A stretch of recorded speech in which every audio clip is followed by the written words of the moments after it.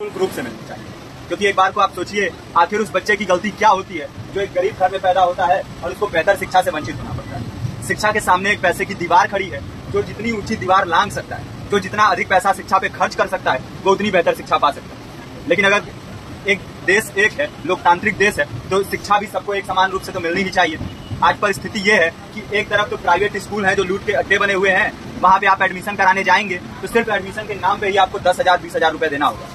और कमीशन खोरी का ऐसा धंधा है कि कॉपी, किताब, टाई, बेल्ट, ड्रेस, जूता कहाँ से खरीदना है ये आप नहीं तय करेंगे वो प्राइवेट स्कूल वाले। यानी आम लोगों की मेहनत की आखिरी कौड़ी उनके जेब से वसूल लेना चाहते हैं। और दूसरी तरफ सरकारी स्कूलों में न तो पर्याप्त टीचर है, न पर्याप्त बिल्डिंगें हैं। 2019 का ही ये पुराना आंकड़ा है कि हर 100 में से 52 स्कूलों में या तो एक टीचर है या 2 टीचर है।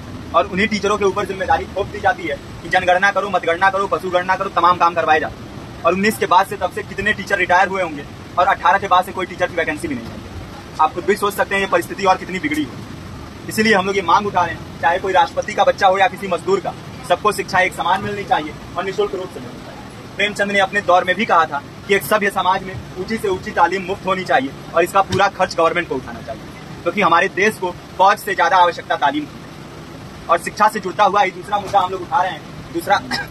दूसरा मुद्दा है रोजगार का। रोजगार की परिस्थिति ये है कि आज सरकारी सेक्टर हो या प्राइवेट, सब कुछ ठेका संविदा के हवाले किया जा रहा है। परमानेंट नौकरियां लगातार घटाई जा रही है। इसी रेलवे में 1995 के आसपास लगभग 18.5 लाख कर्मचारी काम करते थे, लेकिन आज उनकी संख्या 12 लाख है। आप खुद भी सोच सकते हैं कितने बड़े पैमाने पे परमानेंट पदों को घटाया जा रहा है। और आज आलम यह है, एक तरफ लाखों पद खाली पड़े हैं, फिर भी कोई वैकेंसी नहीं निकलती। जो वैकेंसियां निकलती हैं उनमें भ्रष्टाचार होता है, पेपर लीक हो जाते हैं। RO, UP police, BPSC, SSC, CGL, ऐसे तमाम पेपर लीक हो चुके हैं, आप लोग भी जानते हैं।